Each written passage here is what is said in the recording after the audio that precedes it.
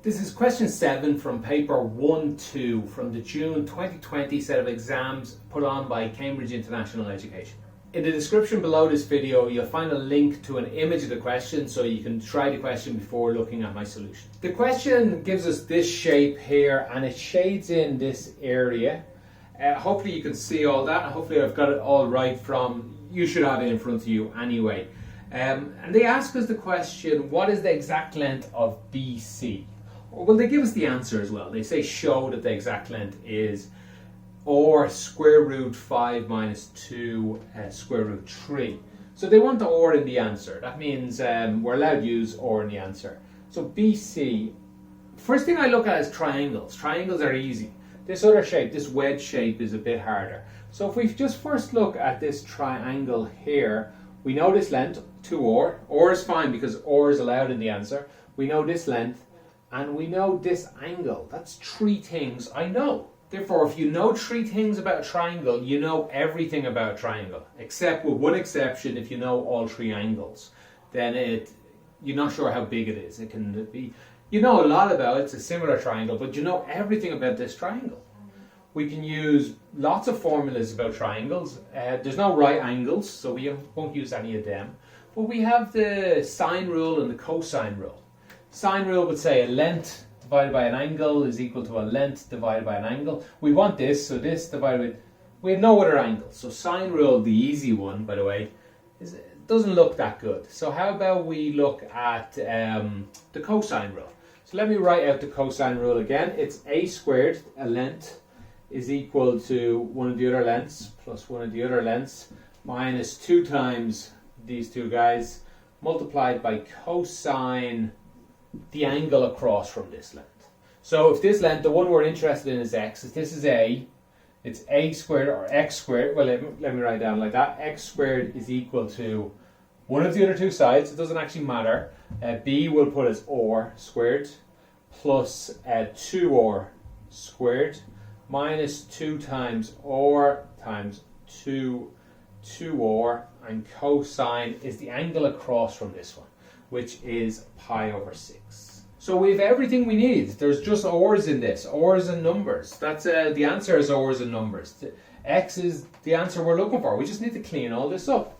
Let's see, we have or squared plus 4or squared, so that's 5or squared. Minus, we have minus 4or squared. These can't go together because this has a cosine attached to it. How much is cosine pi over 6? It is square root of 3 over 2. That's in your tables, or your calculator will tell you that. So let's clean this up a little bit. We'll take or outside. 5 minus 2 divided by 4 is 2. 5 minus 2 square root 3. This is pretty much the answer, isn't it? The or square root of 5 minus 2 square root 3. Yeah, pretty much. We just have to square root both sides. So or is equal to square root of or squared is or. Square root of this, well, we can't make it any neater than that. Calculator gives a decimal place, but this is the exact answer the question asked us about. So that's the answer to part A. Let me move on to part B. I think I'll change markers first. So in B, it asks us to find the exact perimeter of this shaded region. The exact perimeter. So we need this length, we have it. We need this length, we have it.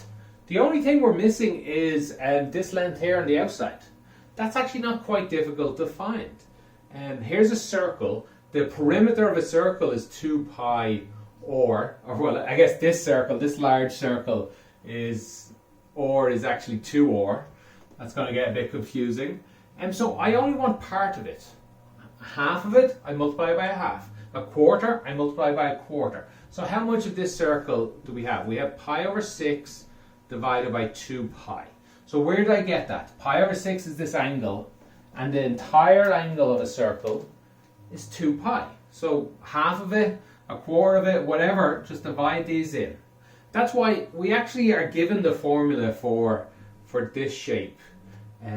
It actually looks like 2 pi divides 2 pi. So it looks like the angle multiplied by the radius, 2r in this case. So that's when it's in radians. That's one of the most the best reasons for using radians, in fact. A lot of formulas about circles look so much easier. Angle multiplied by radius gives you the length.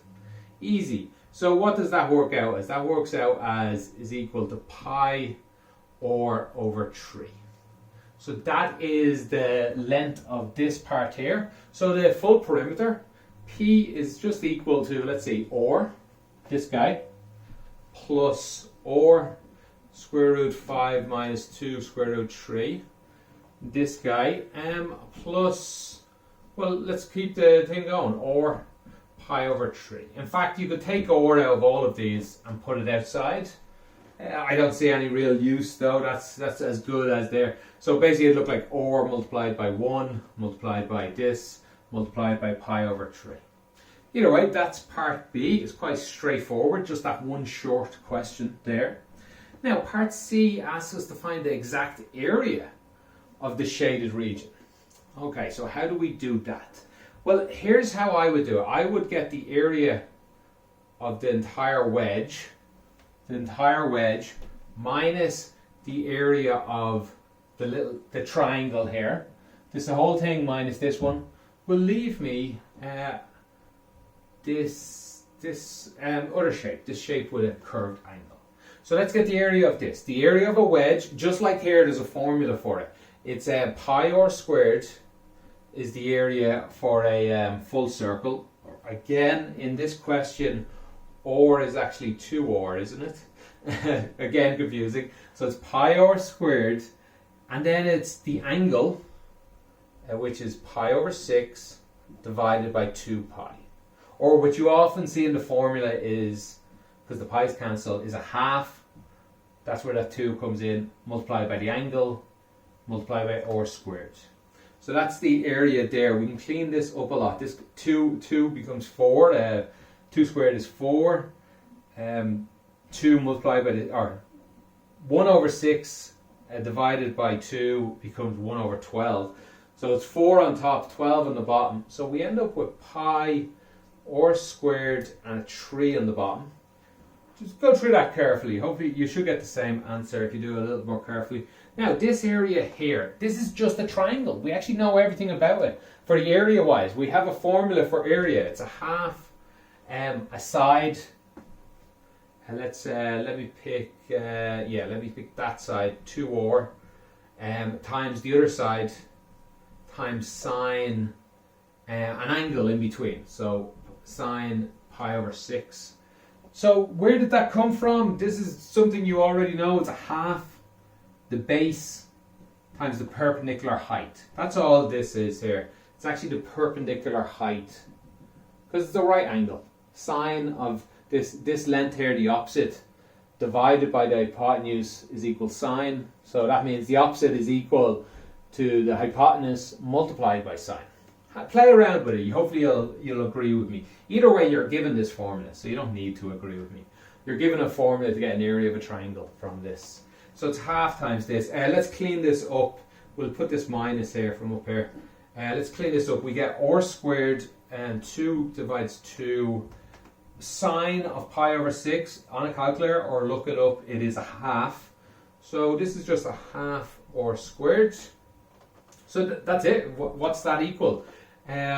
This is equal to r squared, goes into both of them, pi over 3 minus 1 over 2. That's it. They asked for the exact answer, so you can't put that in a calculator. If you put it in a calculator, it won't give you an exact answer. The answer goes on forever. There's infinite digits. Calculator will only show you 8 of them. That's not exact. 8 is less than infinite. In its memory, the calculator knows 99, I think, digits. Still less than infinite. So this is the one you want. So don't use a calculator. Okay, if you have any questions about any of that, if I made a mistake, if you didn't follow along on anything, let me know. I'll try and clarify, and I'll try and help you out. Thanks for watching, and have a great day.